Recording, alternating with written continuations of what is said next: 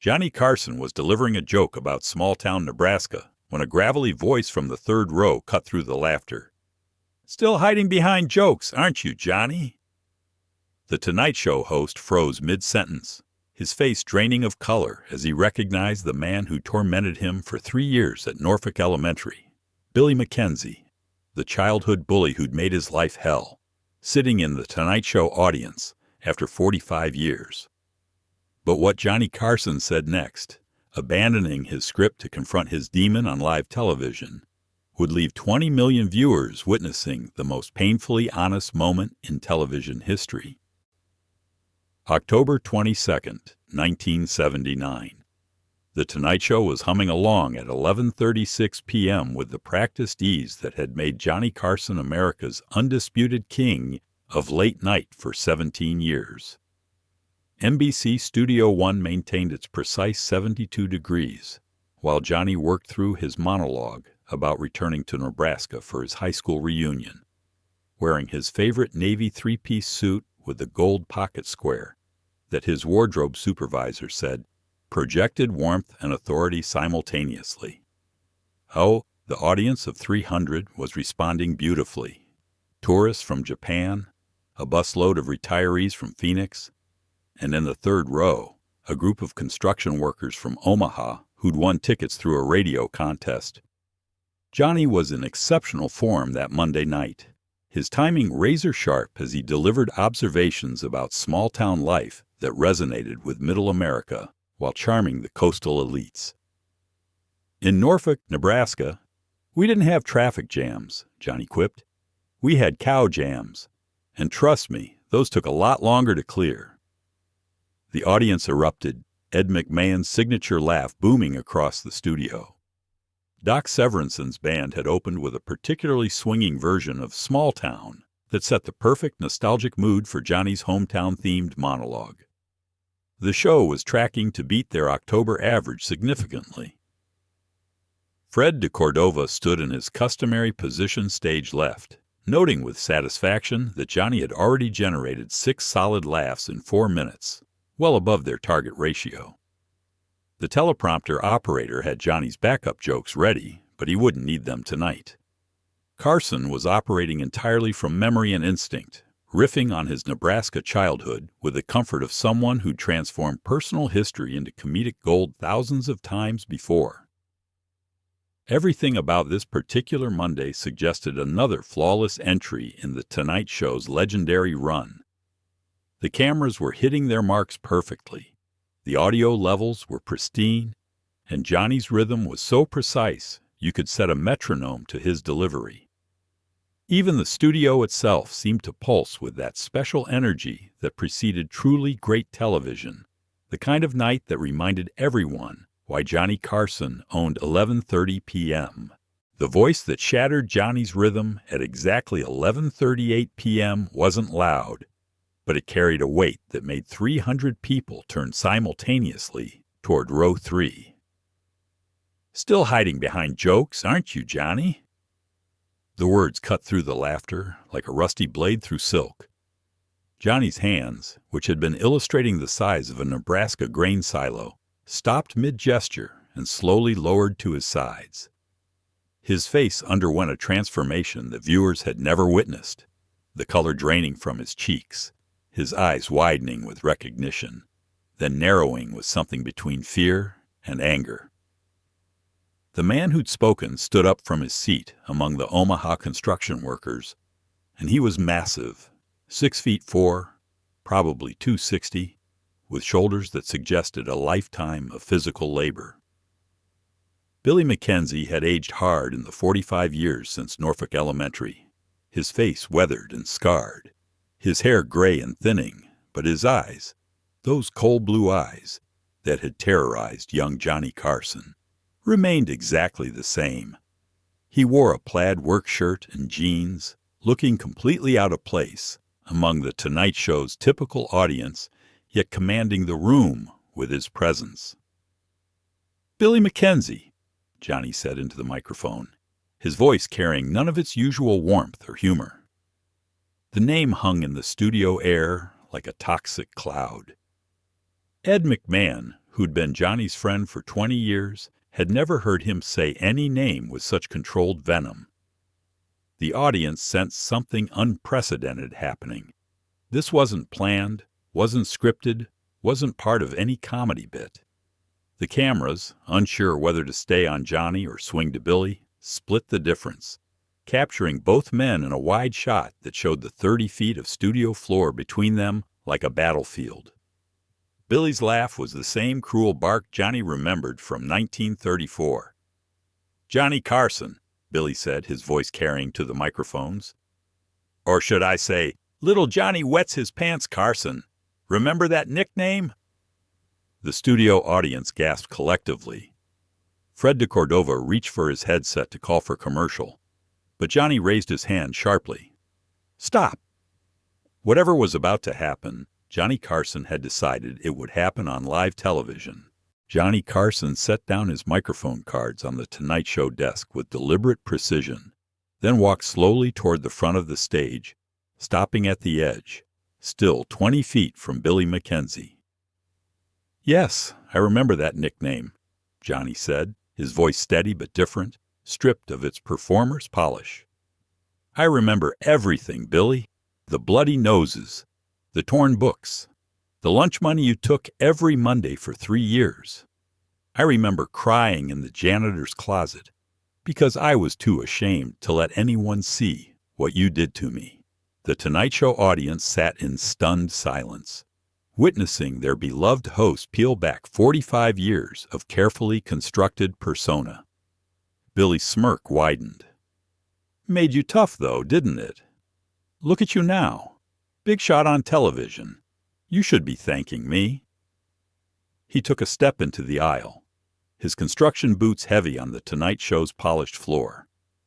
"I came here tonight because I saw in the paper you were doing jokes about Norfolk. Figured you'd tell everyone what a perfect little hometown you had. But you were nothing back then, Johnny. A scared little nobody who read magic books and played with cards while real boys played football." "You're right," Johnny said, and the admission seemed to surprise both Billy and the audience. "I was scared. I was 10 years old and you were 13 and twice my size. You made me hate going to school. You made me hate myself." Johnny's hands were trembling slightly, visible to the cameras. "But here's what you don't know, Billy. Here's what I've never told anyone, not even Ed, not even my therapist." Johnny paused, and when he continued, his voice carried a weight that made the studio feel smaller. "You didn't make me tough. You made me funny. Every joke I've ever told, every laugh I've ever gotten, started because I learned that if I could make the other kids laugh, they'd protect me from you." The revelation hung in the air like a physical presence. Billy Mackenzie's smirk faltered. Johnny continued, his voice gaining strength. "You want to know what I remember most? February 15th, 1935. You had me cornered behind the gymnasium, and Tommy Henshaw made a joke about your father being the town drunk. Everyone laughed, including you, and you forgot about me. That's when I learned that comedy was power, that laughter could stop violence, that a good joke was better than a good punch." Johnny Carson took 3 steps down from the Tonight Show stage onto the studio floor, something he'd never done during a monologue in 17 years. The action broke every rule of television staging, but this had stopped being television. "You want to know what shocked me most when I saw you tonight, Billy?" Johnny asked, now standing in the aisle, reducing the distance between them to 15 feet. "It wasn't fear I felt. It wasn't anger. It was pity. Because you're still exactly who you were in 1934, still trying to make yourself bigger by making others smaller." Billy's face flushed red. "Don't you dare pity me, Carson. I work honest construction. I don't need to dance around in makeup telling jokes for money." He took another step forward, his fists clenching. The NBC security guards started moving from their positions, but Johnny raised his hand again. "Wait." The entire Tonight Show studio held its breath. 300 people frozen between their seats and the exit doors, unsure if they were about to witness violence on live television. "You're right about the makeup," Johnny said, and incredibly, he smiled. Not his television smile, but something sadder and more real. "You're right about the dancing around, but you're wrong about why I do it. I don't tell jokes for money, Billy. I tell them because every night at 11:30, there are millions of people who had their own Billy Mackenzies. People who were told they were nothing, who were pushed down, who were made to feel small. And for 90 minutes, I help them laugh. I give them what Tommy Henshaw gave me that day behind the gymnasium, a moment where the bullies don't matter." Johnny reached into his suit jacket, and Billy tensed, but Johnny pulled out only a handkerchief to wipe his forehead. "I spent 20 years in therapy trying to forgive you, Billy, trying to understand what made a 13-year-old boy so cruel. My therapist said you were probably abused yourself, that hurt people hurt people. But tonight, seeing you here, still trying to diminish me after 45 years, I realize something. I don't need to forgive you. I need to thank you." The studio remained silent for 7 full seconds after Johnny's declaration, the longest dead air in Tonight Show history. Billy Mackenzie stood frozen in the aisle, his mouth opening and closing without sound, his entire worldview seemingly shattered by Johnny's response. Then, from somewhere in the back rows, a single person began clapping. Then another. Within seconds, all 300 audience members were on their feet in an ovation unlike any The Tonight Show had witnessed. Not for a joke, not for entertainment, but for raw human courage displayed on live television. Billy's face cycled through confusion, rage, and something that might have been shame. "Thank me?" he finally managed, his voice cracking. "You're thanking me for ruining your childhood?" Johnny walked closer, now just 10 feet from his childhood tormentor, close enough that the cameras could capture both faces in a two-shot that would become one of television's most iconic images. "Yes, Billy, because without you, I might have become a mediocre accountant in Norfolk. Instead, I became someone who could take pain and transform it into joy. You taught me that humor isn't just entertainment, it's survival." The Omaha construction workers who'd come with Billy were edging away from him, embarrassed by their association. One of them called out, "We didn't know Mr. Carson. He just said he knew you from school." Johnny nodded at them. "It's okay. Billy and I did know each other from school. We just remembered it differently." He turned back to Billy, whose aggressive posture had completely deflated. "Here's what's going to happen now, Billy. You're going to sit back down, and you're going to watch the rest of the show. And maybe, just maybe, you'll laugh at something. And in that moment, you'll understand what you helped create." Ed McMahon had left his desk and stood at the edge of the stage, ready to intervene if needed. Doc Severinsen and the band were poised, instruments ready to play if Johnny signaled. Fred de Cordova had his hand on the commercial button. But Johnny wasn't finished. He had one more thing to say, and 20 million Americans would hear it. "Ladies and gentlemen, this is Billy Mackenzie from Norfolk, Nebraska. He's the reason I'm here tonight. He's the reason you're laughing. He just doesn't know it yet." The confrontation between Johnny Carson and Billy Mackenzie became required viewing in psychology programs across America within 6 months. Dr. Harold Brenner at Columbia University called it the most public demonstration of trauma resolution ever broadcast, using the Tonight Show footage to teach conflict resolution and the transformation of childhood wounds. NBC received 47,000 letters in the week following the broadcast, not about comedy, but about bullying, with viewers sharing their own Billy Mackenzie stories and how Johnny's response had given them a framework for understanding their pain differently. Billy Mackenzie himself became an unexpected part of the story's evolution. 3 weeks after the confrontation, he wrote Johnny a letter that Johnny read on The Tonight Show with Billy's permission. I've been angry for 45 years and never knew why. Seeing myself through your eyes that night, seeing what I'd been carrying all this time, broke something loose in me. I'm getting help now. First therapy session is tomorrow. Maybe it's not too late to become someone different. Johnny's response on air was simple. It's never too late, Billy. That's what second acts are for. Billy entered therapy and, remarkably, began speaking at schools about bullying from the perpetrator's perspective, often showing The Tonight Show clip as his introduction. The Tonight Show instituted what staff privately called the Mackenzie Protocol, a system for handling unexpected personal confrontations during live television. But more significantly, Johnny began incorporating deeper, more personal material into his monologues. The wall between Johnny Carson the person and Johnny Carson the performer became more permeable. He started sharing real stories from his childhood, his struggles, his therapy. The ratings didn't suffer. They soared.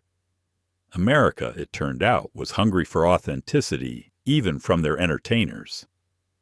Educational institutions across the country requested copies of the confrontation footage. The National Education Association created an anti-bullying curriculum centered on the exchange, focusing on Johnny's transformation of trauma into purpose. By 1981, the Carson response, meeting aggression with unexpected gratitude and insight, had become a recognized conflict resolution technique.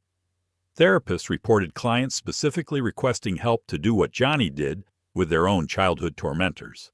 The Billy Mackenzie confrontation exposed something about Johnny Carson that 30 years of interviews had never revealed.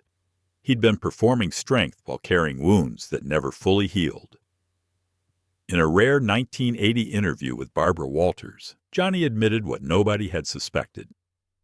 Every single night before I walk out to do the monologue, I hear Billy's voice saying, "I'm nothing," every night for 20 years. The difference is, now I answer him back. This revelation recontextualized Johnny's entire career. His need for control, his emotional distance, his multiple marriages, his private nature all suddenly made sense through the lens of childhood trauma. Former classmates from Norfolk Elementary began coming forward with their own memories, painting a picture of young Johnny that broke America's heart. Mary Patterson, now a retired teacher, told People magazine, Johnny would come to school with bruises and say he fell. We all knew it was Billy, but back then, nobody intervened. Johnny started doing card tricks during lunch to stay visible, to stay safe. He was performing for survival before he even knew it. These testimonies revealed that Johnny's comedy hadn't just been born from trauma. It had been a daily survival strategy that evolved into artistic genius. The Tonight Show staff noticed immediate changes in Johnny after the confrontation. Peter LaSalle, a longtime producer, observed, "Something shifted that night. Johnny had always been guarded, professional, distant. After Billy, he started staying after tapings to talk with the crew. He learned our kids' names. He shared real stories about his life. It was like watching someone finally exhale after holding their breath for 45 years. Ed McMahon was more direct. That night, Johnny stopped being a performer who happened to be human and became a human who happened to perform." The most profound revelation came from Johnny's therapist, Dr. Richard Goldberg, who, with Johnny's permission, discussed the breakthrough in professional journals. Johnny had constructed an entire persona around never being vulnerable again. Billy showing up forced him to choose between the safety of his character and the truth of his experience. He chose truth on live television, and in doing so, didn't just heal himself. He gave millions permission to confront their own Billy Mackenzies. The Carson-Mackenzie confrontation entered the American cultural lexicon as a defining moment in television history, studied alongside the moon landing and Kennedy assassination for its social impact. The Museum of Television and Radio created a permanent exhibit featuring the complete footage, Johnny's suit from that night, and Billy's subsequent letters. By 1985, over 2 million visitors had viewed the exhibit, many leaving in tears. The confrontation clip became the most requested archival footage in television history, used in documentaries, psychology courses, and anti-bullying campaigns worldwide. Norfolk, Nebraska, underwent its own transformation following the broadcast. The town established the Carson-McKenzie Center for Conflict Resolution on the site of the old elementary school where Johnny had been tormented. Both Johnny and Billy contributed to its funding, Johnny publicly with a $1 million donation, Billy quietly with his speaking fees from school visits. The center's opening in 1982 drew national attention when Johnny and Billy appeared together for the ribbon cutting, shaking hands in front of the building where their story began. The photograph won a Pulitzer Prize. The Tonight Show's October 22, 1979 episode became required viewing at the FBI's conflict negotiation training program. Special Agent Michael Harrison explained, Carson demonstrated that confronting an aggressor with unexpected emotional honesty can completely destabilize their position. He turned a potential violent encounter into a moment of human breakthrough. We teach agents to find their inner Carson, to respond to aggression with truth rather than matching force. Military psychiatrists incorporated the footage into PTSD treatment protocols, using Johnny's transformation of trauma as a model for veterans dealing with their own psychological wounds. The entertainment industry itself was revolutionized by the confrontation. Talk show hosts began incorporating more personal revelation into their programs. The wall between performer and person became more permeable across all media. David Letterman, launching his own show in 1980, said, Johnny showing his scars on television gave the rest of us permission to be human. He proved that vulnerability wasn't weakness, it was the ultimate strength. The Academy of Television Arts and Sciences created the Carson Courage Award for Broadcasting that advances social understanding through personal revelation. The Carson-McKenzie confrontation illuminated a fundamental truth about human nature. Our tormentors often hold less power over us than we grant them, and confronting them with unexpected grace can liberate both victim and perpetrator.